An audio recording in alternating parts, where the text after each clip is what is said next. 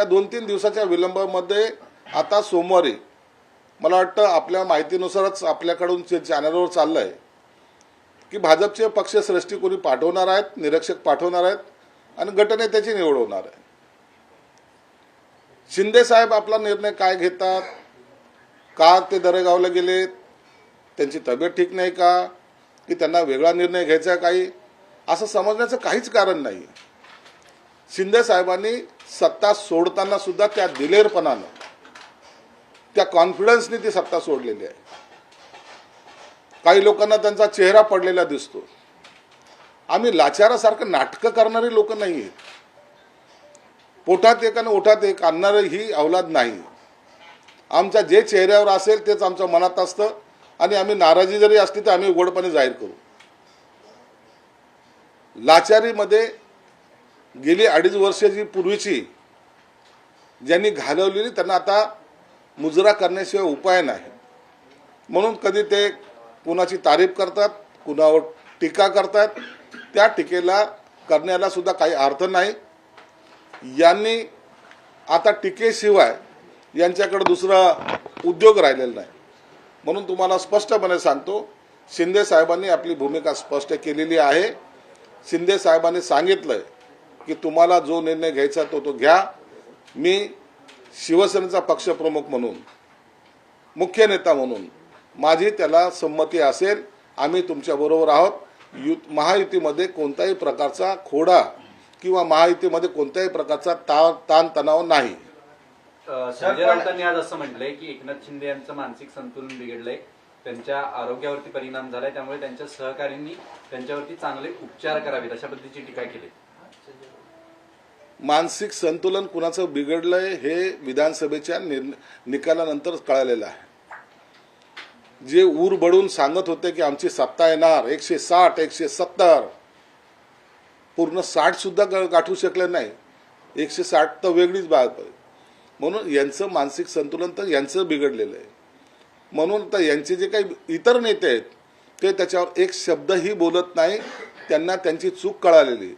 परंतु हे चारी घरचा पाहुणा, ज्याला ना त्याचा नेता कोण माहीत नाही, ज्याला फक्त एक शेपूट हलवणं ज्याला म्हणतात, ते हलवत आपल्या मालकाची चाकरी करणं माहिती, तेच लोक अशी टीका करू शकतात. सर, पण संजय राऊत ज्या पद्धतीने टीका करतात, एकदा ईडी सीबीआयचा भय असलेले मोठा निर्णय घेऊ शकत नाही असा खोचक सर त्यांनी टीका केली संजय राऊतांनी. दुसरीकडे म्हटलं की भाजपची मेहरबानी म्हणून मुख्यमंत्री पद दिलं आणि नाराज मुख्यमंत्री अमावस्येला गेले.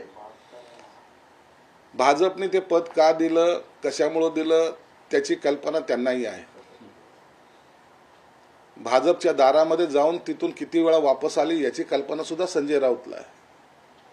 आम्ही जे मिळवलंय ते आम्ही स्वकष्टाने आणि स्वतःच्या हिमतीवर मिळवलेलं आहे. एवढी ताकद ज्या नेत्यामध्ये आहे त्या नेत्याने केलेला उठाव महाराष्ट्राने देशाने पाहिलेला आहे. आणि आजही जे सांगत होते विधानसभेच्या वेळेला यांच्या किती जागा येतील, गद्दारांना आता आम्ही गाडून टाकू, गद्दारांनी 50 खोके ओके, ते ज्यांनी स्लोगन काढला तोही पडला. जालन्याचा आमदार त्यांनी स्लोगन काढला तोही पडला. आणि जे काही यांचे जे चाललं होतं की गद्दारांना आता त्यांची जागा जनता दाखवेल, जनतेने ह्या गद्दारांना त्यांची जागा दाखवलेली आहे, या लाचारांना त्यांची जागा दाखवलेली आहे. हे शिवसेना प्रमुखाच्या विचाराच्या विरोधात वागणाऱ्यांना त्यांची जागा दाखवली. म्हणून आम्ही 40 लोकांनी उठाव केला आणि आम्ही 57 आलोय. म्हणजे जनतेने आम्हाला ॲक्सेप्ट केलं आणि यांच्या मागं लाता मारलेल्या आहेत हे विसरत आहेत. परंतु गिरा तो भी टांग ऊपर ही यांची नेहमीची भूमिका आहे. नाही, पण ते म्हणतात की शिवसेना फोडली म्हणून मेहरबानी म्हणून 2.5 वर्ष त्यांना काय माहिती. हे दिल्ली शर्वाशी किती वेळा फोन करायचे, शिंदेना घेऊ नका, आम्ही येतो आम्ही येतो. कोणत्या कोणत्या माध्यमातून फोन केलेले आहेत, कुणाकुणाला हाताशी धरलेले, यांचे सगळ्यांचे रेकॉर्ड आमच्याकडे आहेत.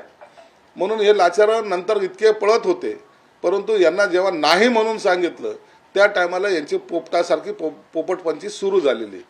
म्हणून आता ना ते भाजपकडे जाऊ शकत, ना जे काँग्रेस आहे त्यांचं किती प्रेम आहे आता तुम्ही गेल्या 2 दिवसात पाहताय.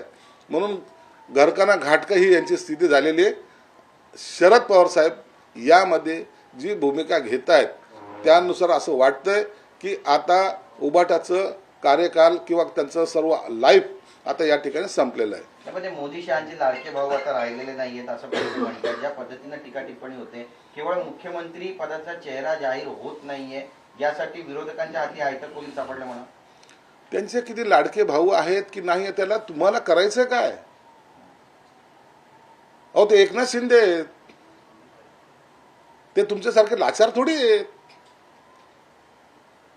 सिल्वर ओकर मुजरा घालणारे थोडी आहेत ते लोक. राहुल गांधीला भेटायला काश्मीर पर्यंत जाणारे थोडी आहेत. त्यांच्या भारत जोडो यात्रेमध्ये रस्त्यामध्ये जाऊन यवतमाळकडे भेटणारे गळ्यात गळा घालणारे ते थोडी येते. ते एकनाथ शिंदे आहेत. आणि सत्ता सोडताना सुद्धा अशी इझिली सोडता येते. तुमच्यासारखे चिटकून नाही बसलेले. 5 वर्षाची सत्ता चालले फरफटत. 5 वर्ष आता मी मुख्यमंत्री राहणार, 5 वर्ष आता आपण असं राज्य करणार. जेव्हा हे सत्ता जाते ना त्या टायमाची बेचैनी आता उबाटाच्या गटाच्या नेत्यांच्या चेहऱ्यावर दिसते.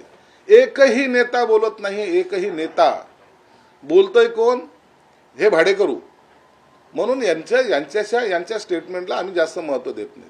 दुसरं एक त्यांनी असं म्हटलंय की भाजपनं त्यांचा मूळ गुणधर्म जो आहे हा दाखवून दिलेला आहे.